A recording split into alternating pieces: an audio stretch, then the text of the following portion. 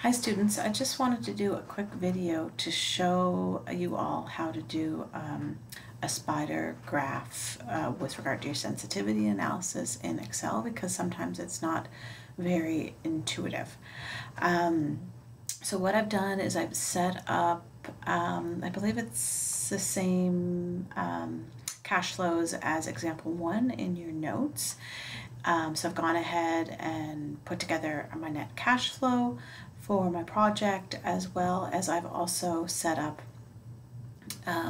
my sensitivity analysis. So I'm going to go ahead and do the sensitivity analysis for each of my factors. So capital, salvage, operating cost, and income in this case.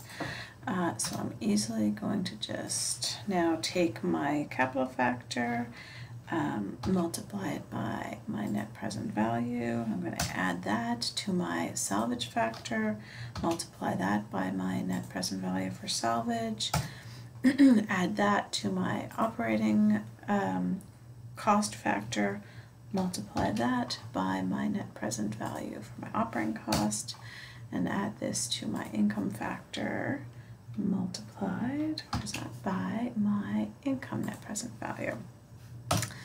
Okay, so I get a net present value of $577.91. So just to make it easy, and I want to be able to drag this down, I'm going to lock in my net present values, which are in row number 9. So I'm just going to go up here and quickly put in some dollar signs in all of my cells that have my net present value in there. And this will enable me to just copy my formula, make it nice and easy. All right, so that's finished. So now I can easily just pull this down. There we go. It doesn't look right, so I'm gonna copy there we go. All right, so now I know how my net present value changes as my factors change by plus or minus 20%.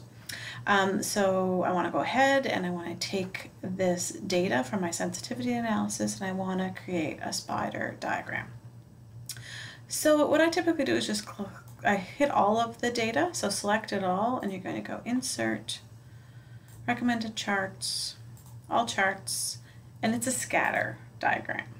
You're going to pick one with lines, so you can pick scatter diagram that just has the scatter, or pick one with lines. I like the lines and dots.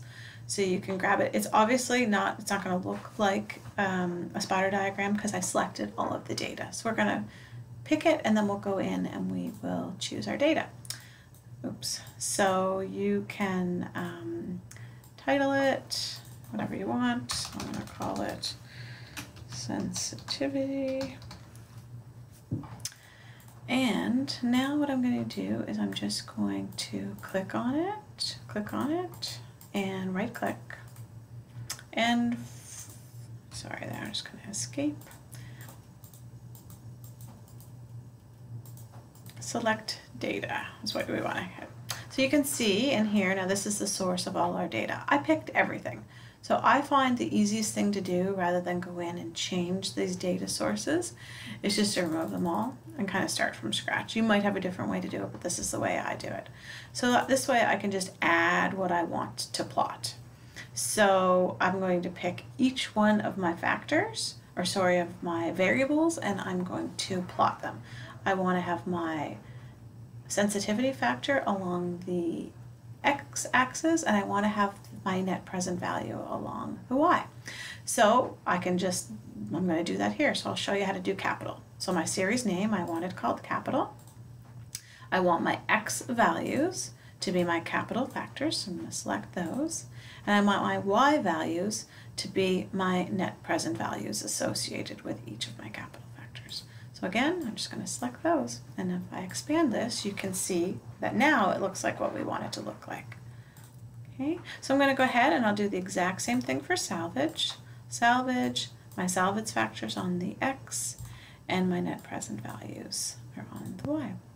Okay, and again, my series name is going to be operating cost, the factors, and my net present value for my operating costs. And the last one on this one is income. My x-axis are my income factors, and my y-axis is my net present value as it changes. Okay, so we'll close that out, and now you can see we have a sensitivity analysis. What I like to do is just limit the chart to what we're looking at. So in this case, it's plus or minus 20%. So I like to just kind of limit it to 0.8 and 1.2. And the way you do that is simply click on, I say simply, but it's not that simple. There we go. You right click on the axis you want to change, and then right click on it and format axis. And what you'll see over in the right hand side here is the bounds and the units of your axis. So right now I'm going from 0 to 1.2, and what I want it to be is 0.8 to 1.2. And now you can see that that's what we're showing. If my sensitivity analysis was 75%, I obviously would say 0.75 to 1.25 and so on and so forth. But there gives you a good visual of this sensitivity analysis. Hopefully that was helpful for you guys.